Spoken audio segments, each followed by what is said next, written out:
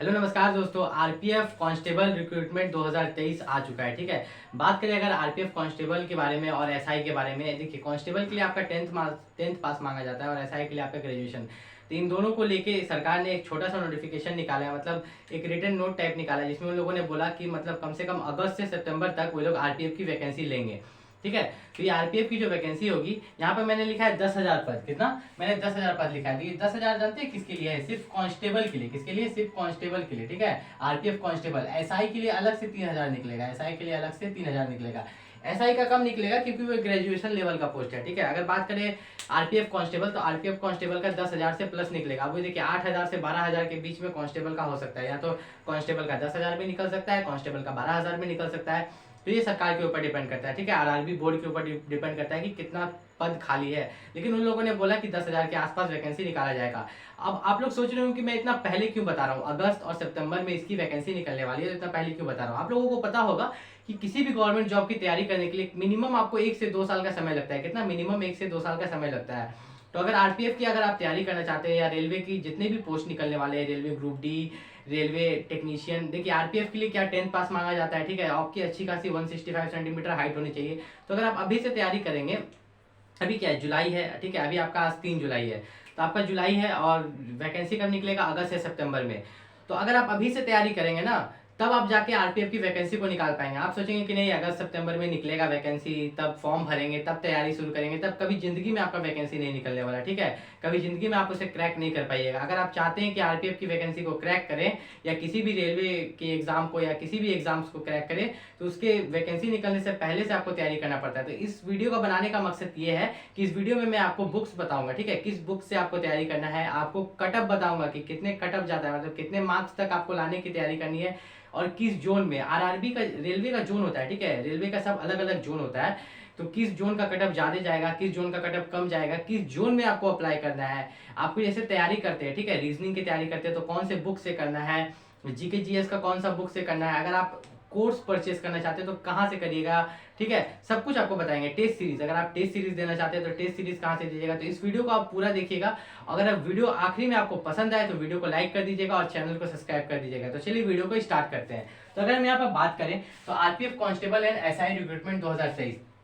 देखिए, सबसे पहली बात मैं स्टार्टिंग में ही बता देता हूँ कि आपके 2024 में क्या है, इलेक्शन है। ठीक है, 2024 में इलेक्शन है, तो ये वैकेंसी 100% निकलेगी। ठीक है, ये अगस्त और सितंबर, या तो अगस्त के बीच मिड में निकलेगी, नहीं तो सितंबर के एंड तक में आरपीएफ की वैकेंसी दे दी जाएगी। ठीक है, अगर बात करें यहाँ पर टोटल पोस्ट, टोटल आरपीएफ की पोस्ट 10 से 12,000 के आसपास रहेगी आरपीएफ कांस्टेबल की, और एसआई की 3,000। एसआई की 3,000।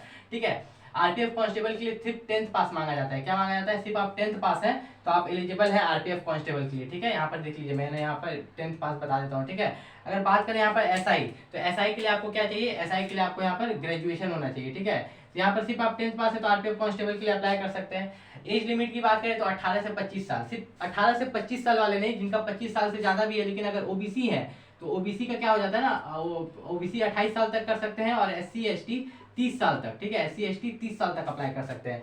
ये सबसे बेनिफिशियल वाला आपका है। फी देखिए, फी आपका यहाँ 500 आपको दिख रहा है, लेकिन इसमें से आपको लगता कितना है?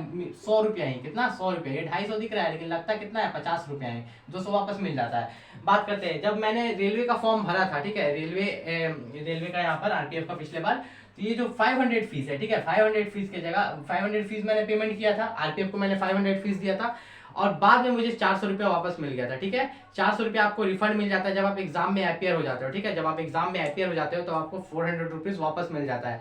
बात करें अगर यहाँ पर, तो सिर्फ आपका एक तरह से 100 रुपया ही लगता है। ठीक है, क्वालिफिकेशन 10th पास। सिलेक्शन प्रोसेस, सबसे पहले आपका रिटर्न होता था, लेकिन अभी ये क्या होता है? Computer based test, CBT exam होता है। क्या होता है?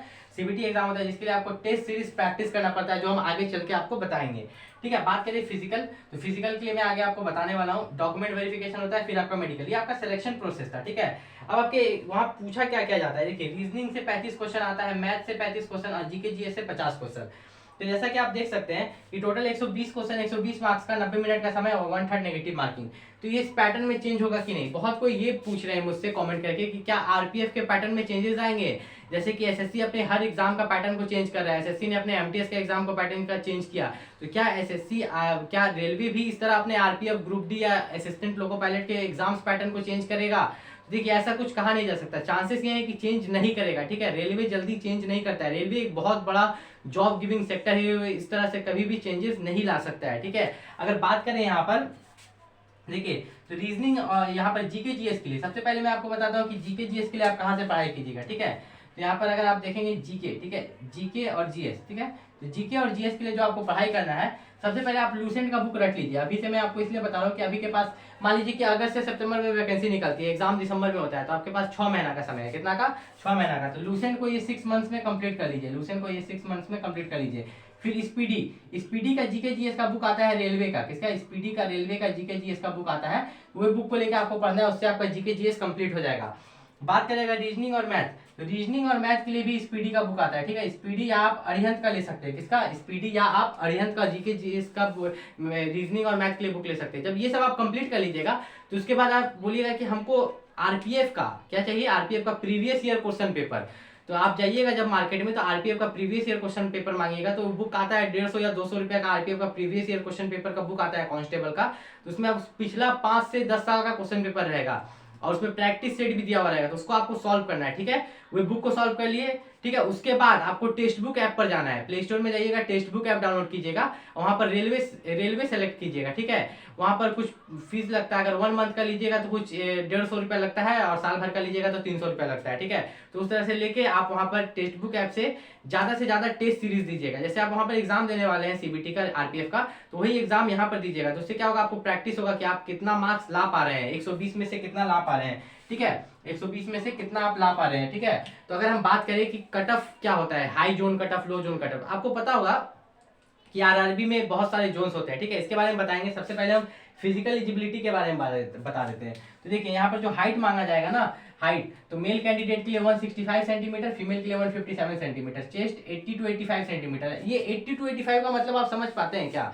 80 सेंटीमीटर चेस्ट आपका पहले से होना चाहिए, और जब इसको आप फुलाइएगा, एक्सपैंड कीजिएगा, तो वो 5 सेंटीमीटर एक्सपैंड करके 85 हो जाना चाहिए, समझ गए। अगर बात करें तो फीमेल में कोई भी चेस्ट नहीं मांगा गया है। रनिंग की बात करें तो मेल कैंडिडेट को 1600 मीटर 5 मिनट 45 सेकंड में दौड़ना है, 1600 मीटर 5 मिनट 45 सेकंड में। फीमेल कैंडिडेट को 800 मीटर 3 मिनट 40 सेकंड में, ठीक है।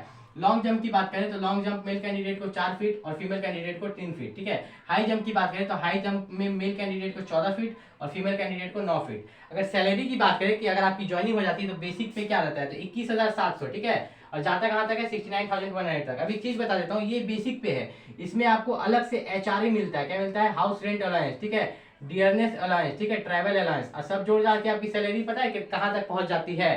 30 से 32,000। कितना? 30 से आपका 32,000 स्टार्टिंग सैलरी रहता है। रेलवे आरपीएफ कांस्टेबल का स्टार्टिंग सैलरी 30 से 32,000 रहता है। बेसिक पे रहता है 21,700, ये जोड़ जाड़ के 30 से 32,000 हो जाता है, ठीक है।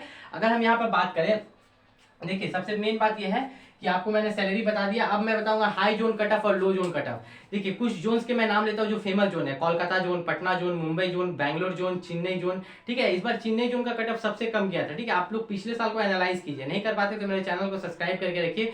जैसे ही वैकेंसी आएगी मैं हर एक एनालाइज करके बताऊंगा कि कहाँ कहाँ का कट ऑफ कम गया था, ठीक है। अभी मैं एक रैंडम फिगर आपको बता देता हूँ। जैसे कि अगर मैं बात करूँ तो चेन्नई का त्रिवेंद्रपुरम में कट ऑफ कम गया था, बैंगलोर में, कर्नाटक में, मैसूर में कट ऑफ कम गया था, सिकंदराबाद में कट ऑफ कम गया था, ठीक है। तो ये सब एकदम लोएस्ट कट ऑफ थे। 120 में से पता है कितना गया था? 40 से 50 कट ऑफ गया था, बहुत कम। और कोलकाता का कट ऑफ कितना आपको पता है? 80 से 90। 120 में से 80 से 90 high zone cut off. Kolkata, Patna, Ranchi, ये सब हाई जोन कट ऑफ है, ठीक है। 80 के बीच में था, 80 से 90 के बीच में कोलकाता का, पटना का, रांची का कट ऑफ था। तो अगर हम यहाँ पर बात करें हाई जोन और लो जोन कट ऑफ के बारे में, तो अगर आपको इस चीज का नॉलेज ही नहीं रहेगा कि कहाँ का हाई जोन कट ऑफ होता है, कहाँ का लो जोन कट ऑफ होता है रेलवे में, तो आप रेलवे में टीटी की फॉर्म भरो या आरपीएफ की फॉर्म भरो या कोई भी फॉर्म भरो, आप उस रेलवे के जॉब को क्रैक नहीं कर पाओगे। मान लीजिए कि आपकी क्षमता है कि आप 70 ला सकते हो, आपने भर दिया कोलकाता जोन का कट ऑफ 80 से 90 के बीच में चला गया, तो आपने तो लाया 70, लेकिन 70 पर भी वहां पर तमिलनाडु में या बैंगलोर में कोई ना कोई पास हो रहा है, ठीक है। तो अगर आप वहां भरे रहते तो आपके हाथ में एक जॉब रहती, लेकिन अब वो ये जॉब नहीं रहेगी। क्यों? क्योंकि आपने गलत जोन में अप्लाई कर दिया। इसलिए मैं बोलता हूँ कि वीडियो को पूरा देखा कीजिए, ताकि आपको पूरा नॉलेज मिले कि आपको कहाँ से बुक्स लेना है, कैसे तैयारी करना है, ठीक है। अगर मैं कोर्सेज के बारे में बात करूँ, आरपीएफ के कोर्सेज, तो आरपीएफ की कहीं पर भी कोर्स खरीदने की जरूरत नहीं है। अगर कोई भी टॉपिक आपको आरपीएफ में नहीं समझ में आता, मान लीजिए रीजनिंग में कोडिंग डिकोडिंग का टॉपिक नहीं समझ में आता, आप यूट्यूब पर डालिए, यूट्यूब पर डाल के जो आपको बेस्ट लगता है टीचर उससे पढ़ लीजिए। मान लीजिए अगर मैथ में बात करें, आपको अगर रेशियो एंड प्रोपोर्शन नहीं समझ में आ रहा, आप यूट्यूब पर डाल के फ्री में समझ सकते हैं। अगर बात करें यहाँ पर जीके जीएस में, ठीक है। करंट अफेयर्स आप यूट्यूब से पढ़ सकते हैं, स्टैटिक जीके यूट्यूब पर फ्री है, बहुत कोई ने बताया, अच्छे अच्छे टीचर्स ने बताया। अगर आप बताइएगा कि मैं स्पेसिफिक टीचर्स के बारे में बता दूं तो मैं स्पेसिफिक टीचर्स के बारे में भी बता दूंगा। और बुक्स तो मैं जो बुक्स मैंने बताया, प्रीवियस ईयर क्वेश्चन पेपर जरूर ले लीजिएगा आरपीएफ कांस्टेबल का, खास करके स्पीडी का जीके जीएस का बुक ले लीजिएगा अगर आपको आरपीएफ का एग्जाम निकालना है। मैं बता देता हूं कि अगर आरपीएफ की जैसी ही वैकेंसी आएगी, आप चैनल को सब्सक्राइब करके रखिए, मैं कहाँ अप्लाई करना है, कैसे अप्लाई करना है, सब मैं आपको बता दूंगा। आपको कोई भी दिक्कत नहीं होने वाला, ठीक है। और अगर कोई भी दिक्कत अभी होता है आपको, ये जो मैंने डाउट बताया इसमें आपको कहीं दिक्कत हो रहा है तो आप कमेंट करके पूछ सकते हैं। लेकिन अगर वीडियो अच्छा लगा होगा तो वीडियो को लाइक कर दीजिएगा। मिलते हैं अगले वीडियो में, तब तक के लिए नमस्कार।